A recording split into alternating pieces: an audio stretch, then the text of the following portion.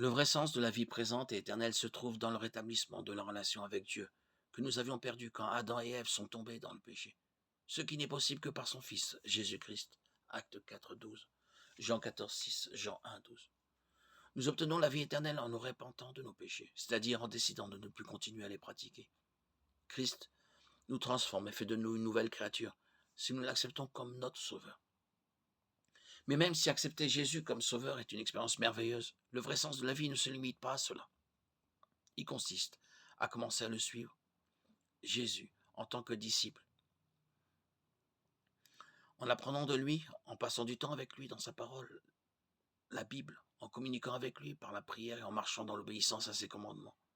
Si vous n'êtes pas chrétien ou peut-être nouvellement converti, vous vous direz, peut-être ça n'a rien de très enthousiasmant ni d'épanouissant.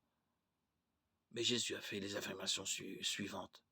Venez à moi, vous tous qui êtes fatigués et courbés sous un lourd fardeau, et je vous donnerai du repos. Acceptez mes exigences et laissez-vous instruire par moi, car je suis doux et humble de cœur, et vous trouverez le repos pour votre âme. En effet, mes exigences sont bonnes et mon fardeau léger. Matthieu 11, 28, 30. Je suis venu afin que les brebis aient la vie et qu'elle l'ait en abondance. Jean 10, 10b. Si quelqu'un veut être mon disciple, qu'il renonce à lui-même, qu'il se charge de sa croix et qu'il me suive. En effet, celui qui voudra sauver sa vie la perdra, mais celui qui la perdra à cause de moi la retrouvera. Matthieu 16, 24, 25.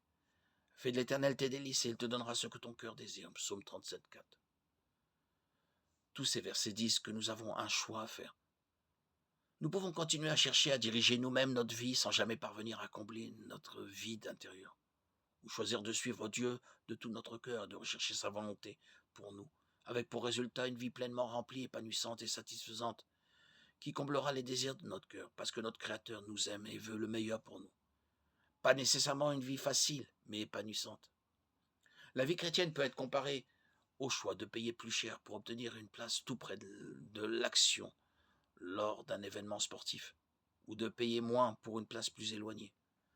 Nous pouvons voir l'œuvre de Dieu en première ligne, mais ce n'est malheureusement pas le choix de la plupart des gens. Seuls les disciples consacrés à Christ, qui ont renoncé à leurs propres désirs pour poursuivre ses desseins, le verront agir pleinement. Ils ont payé le prix, un abandon total à Christ et à sa volonté. Vivent une vie pleinement épanouie et font face à eux-mêmes, à leurs semblables et à leur Créateur sans aucun regret. Avez-vous payé le prix? Êtes-vous prête à le faire? Si oui, vous n'aurez plus soif d'un sens à votre vie.